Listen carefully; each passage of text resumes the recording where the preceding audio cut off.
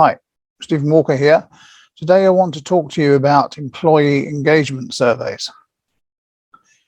So, what's an employee engagement survey? What's it for? Is it something that's on the board meeting minutes that you've got to do, so it's a tick box exercise?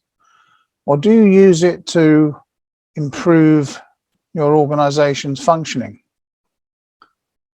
In which case, how do you measure whether the survey and the subsequent actions, assuming there are some, affect the organization's performance? So people will do a survey. That's the way it's usually measured.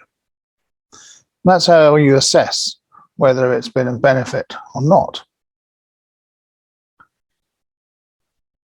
But I'm afraid that very often these surveys are a nice to have. They are just something that everybody knows you should do as a responsible business, and so you do it. And you regard it as a cost rather than an investment.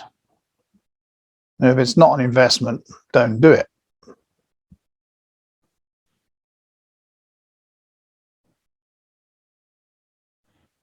And I have to say that I'm a bit skeptical about employee engagement as a tool. The fact that it's a fancy name for morale and things like that is a bit suspicious. And it was certainly called things like morale when I started working in the area.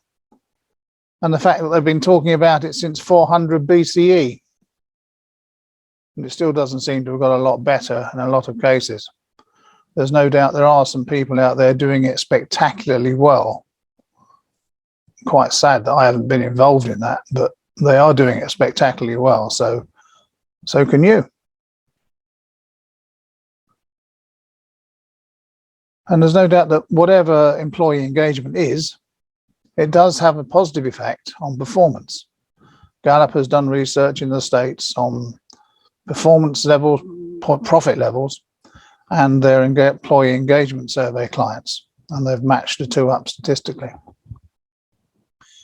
For me, there's a missing ingredient that turbocharges the results from employee engagement. And it's kind of the chocolate sauce that goes with the steak.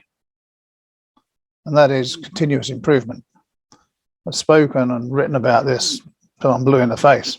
So have a look at some of the other videos. So you already have a measure of performance. It's your profit and loss account. Why do you need a survey? Why are you doing something that looks at employee happiness, that looks at, I don't know, whatever surveys look at? Your profit and loss account is what you should be looking at. And a good financial director will be able to tell you where those profits have come from or disappeared from. And that you'll find happens quite rapidly if you start using proper employee engagement techniques and continuous improvement techniques. The two turbocharge each other. So this is Stephen Walker, Motivation Matters, creating environments where people give their best.